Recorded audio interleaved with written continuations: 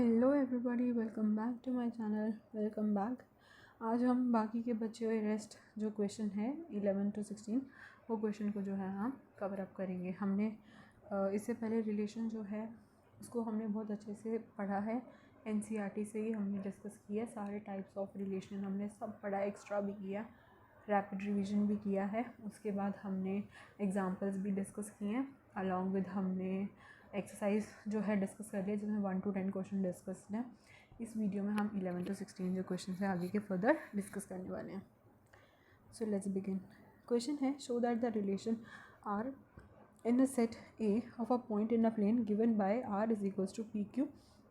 Distance of the point from origin is the same as the distance of the point q from the origin is an equivalence relation। इसका क्या मतलब है, देखो इसको हम solution के साथ ही समझेंगे। तो ये रहा सॉल्यूशन इसका। इसमें है कि show that the relation R on a set A of a point in a plane given by R is equals to P Q. Distance of the point P from the origin is the same as distance of point Q from the origin is an equivalence relation. यानी इसका मतलब ये है कि देखो हमारे पास एक point है P, एक पॉइंट है Q। इसके बीच पे हमने कहीं ना कहीं एक पॉइंट मान लिया, चलो कौन सा ले, O ले लें। तो देखो क्या है कि जो OP का जो डिस्टेंस होगा OQ के डिस्टेंस से सेम होगा, ठीक है, और जो OP का डिस्टेंस होगा OP के डिस्टेंस से भी सेम होगा। देखो OP और OP का डिस्टेंस सेम होगा तो ये तो रिफ्लेक्सिव है। सिमेट्री के लिए OP OQ का डिस्टेंस सेम होगा, OQ और OP का डिस्टेंस भी सेम ही होगा, तो ये तो सिमेट्रिक हो गया, ठीक है, क्योंकि सर्कल की बात कर रहे हैं ना, सेंटर की बात कर रहे हैं, तो फिर सेम ही होगा। तो ये रिफ्लेक्सिव भी है, सिमेट्रिक भी है। एंड ट्रांजिटिव के लिए ये देखेंगे ना कि PQS 3 पॉइंट्स है, ये सब हम खुद से लेट कर लेंगे। अब हम ये कहेंगे जो PQ का डिस्टेंस है वही QS का भी डिस्टेंस होगा, वही QS का डिस्टेंस है तो वही भी PS का PQ QS, ठीक है। ये क्या करेंगे, ये भी बिलोंग्स करेंगे। It's a very normal type of question है।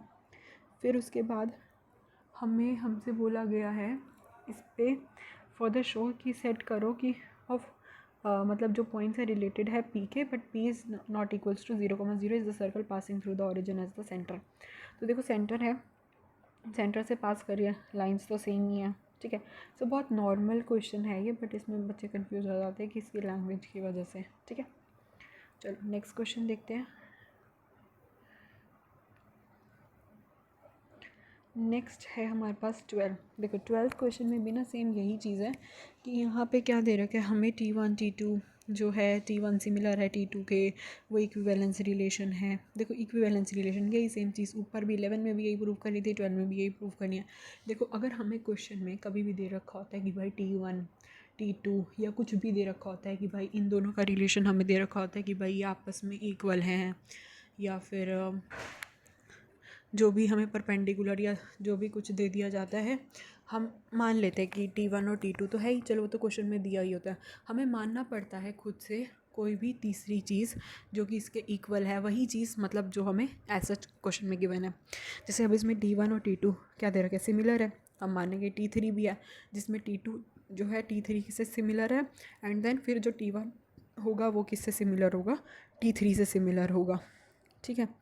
ये तो इक्विवेलेंस रिलेशन की चीज़ है कि जो T1 है वही T1 है तो रिफ्लेक्सिव हो गया। अगर T1 T2 से सिमिलर है, T2 T1 से सिमिलर है तो सिमेट्रिक हो गया।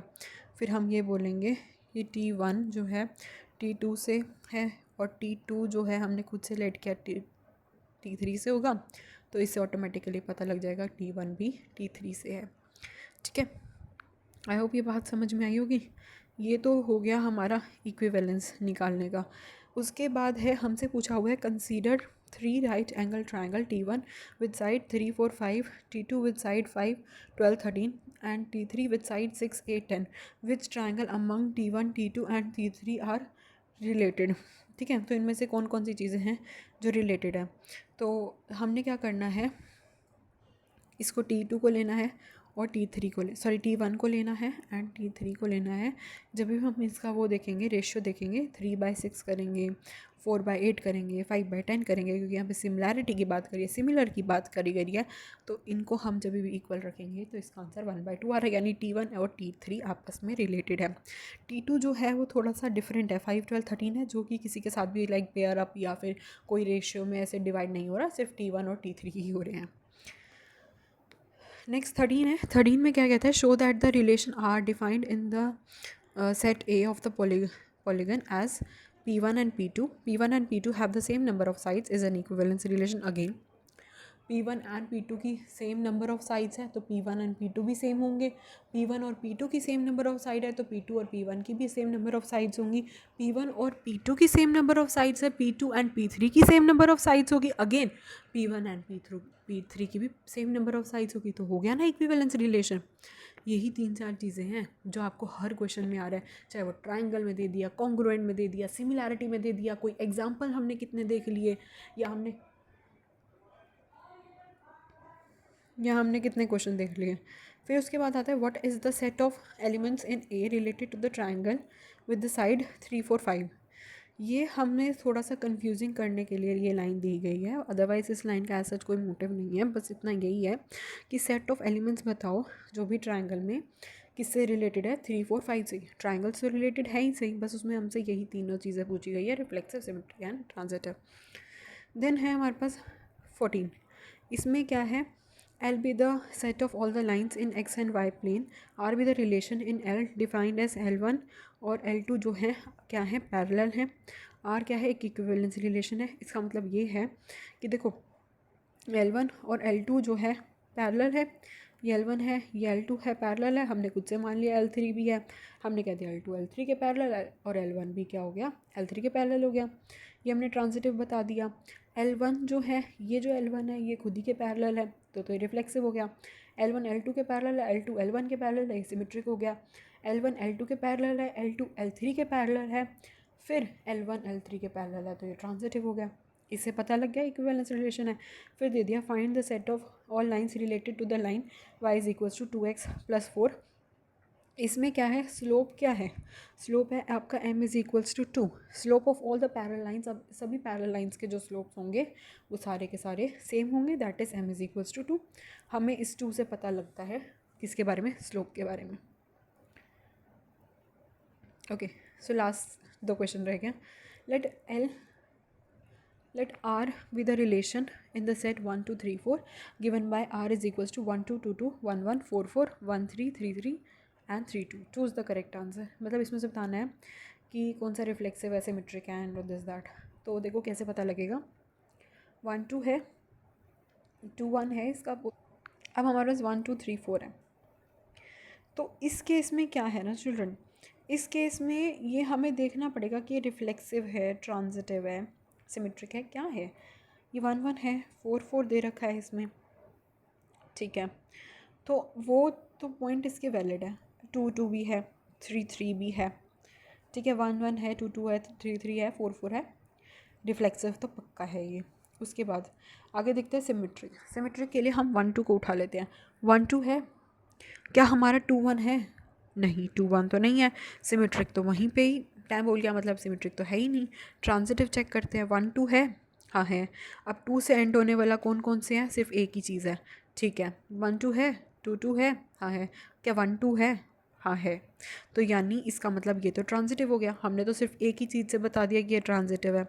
तो ये आपको क्या करना पड़ेगा, इसके लिए आपको हर ब्रैकेट्स को चेक करना पड़ेगा। आप इनको तो कैंसिल कर दोगे, इन वाली ब्रैकेट्स को तो कैंसिल कर दो, क्योंकि ये तो क्या है, सेम है, तो ऑफ कोर्स ये तो है ही ट्रांजिटिव। चेक किसको करोगे, 1, 2 को करोगे, 1, 3 को करोगे और 3, 2 को करोगे। 1, 2 का मैंने बता दिया, 1, 3 का बता देती हूँ। 1, 3 है। अब 3 से शुरू होने वाले और कौन से हैं, ये है और ये है। 1, 3 है, 3, 3 है, क्या 1, 3 है, वो तो वही क्वेश्चन वाला हो गया। 1, 3 है, 3, 2 है, क्या 1, 2 है, हाँ है। तो इट मीन्स ये ट्रांजिटिव भी है, रिफ्लेक्सिव भी है, बिकॉज ऑफ सेम। ट्रांजिटिव के लिए तीनों बता दिया, 1, 2 के लिए बता दिया, 3, 2 के लिए और 1, 3 के लिए बता दिया, बाकी तो तीनों सेम ही थे रिफ्लेक्सिव की वजह से। तो रिफ्लेक्सिव ट्रांजिटिव पक्का, सिमेट्रिक नहीं है, इसका आंसर है बी। इस क्वेश्चन में क्या कह रहे हैं चिल्ड्रन, इस क्वेश्चन में ये कह रहे हैं कि a is equals to B minus two where b is greater than 6। हमें चूज़ करना है, b 6 से बड़ा होना चाहिए। तो 6 से बड़ा कौन है b? यहाँ पे देखो, ये बड़ा है 6 से? नहीं, ये बड़ा है, ये बड़ा है, ये बड़ा, यानी आंसर तो पक्का इन तीनों में से ही है। लेकिन क्या होना चाहिए, b को 6 से बड़ा होना चाहिए। लेट्स टेक b, हम ले लेते हैं 7। अगर b 7 लेते हैं तो 7 माइनस 2 5। तो अगर हम क्या करते हैं, b 7 लेते हैं, a 5 लेते हैं, तो क्या हमें 5,7 कहीं दिख रहा है इनमें से? नहीं दिख रहा। अगर मैं b को एक नंबर बढ़ा देती हूँ, मैं b को 6 से बड़ा ही लेना है ना, तो मैंने पहले 7 लिया, मैं 8 लेती हूँ। चलो मैं b को 8 देखती हूँ, क्योंकि मेरे पास पीछे क्या है, 8 है, तो ये तो मेरा ऑप्शन कट गया, 7 वाला ऑप्शन तो मेरा कट गया, मतलब b मेरा 7 नहीं हो सकता। तो ठीक है, मैंने a से ले लिया। a से लिया तो मैंने b की वैल्यू जब 8 पुट करी तो मेरे को a क्या मिला, 6 मिला। a क्या मिला, 6 मिला। और क्या है, b को 8 पुट करने से a की वैल्यू क्या मिली, 6 मिली। तो क्या ये ऑप्शन में है? हाँ है, ये सी ऑप्शन है। सो ये हमारे इस क्वेश्चन का यही आंसर हो गया। मैंने आपको पहले भी बताया था, हमने इस पे क्वेश्चन का पूरा प्रॉपर सॉल्यूशन या क्वेश्चन को करके दिखाया नहीं है, बट एक क्वेश्चन में हर क्वेश्चन को समझा दिया गया है, एक ओवरव्यू दे दिया गया है, इंपॉर्टेंट क्वेश्चन बता दिए गए हैं, मार्क करवा दी गए हैं। तो आपने अगर नहीं देखा तो पहले रिलेशन की 2 वीडियो जाके देख लो, पहले अपलोडेड है। थर्ड वीडियो जो है उसकी 1.1 की जो है एक्सरसाइज है, जो 1 to 10 क्वेश्चन है, एंड ये रेस्ट क्वेश्चन है 11 to 16 जो क्वेश्चन है, हमने यहाँ पे उसको एक्सप्लेन कर दिया है कि क्या है, क्या आंसर हो सकता है, किस वे में सॉल्व करना है, बोर्ड का पैटर्न क्या रहेगा, ये सभी चीज़ें हमने अपने पूरे रिलेशन में डिस्कस कर चुके हैं। यानी मेरी तरफ से आपके लिए बोर्ड का जो पैटर्न है वो कंप्लीट हो चुका है। हम जेई का करेंगे, ठीक है, in the next video. Till then take care and bye bye. Please don't forget to like and subscribe to my channel.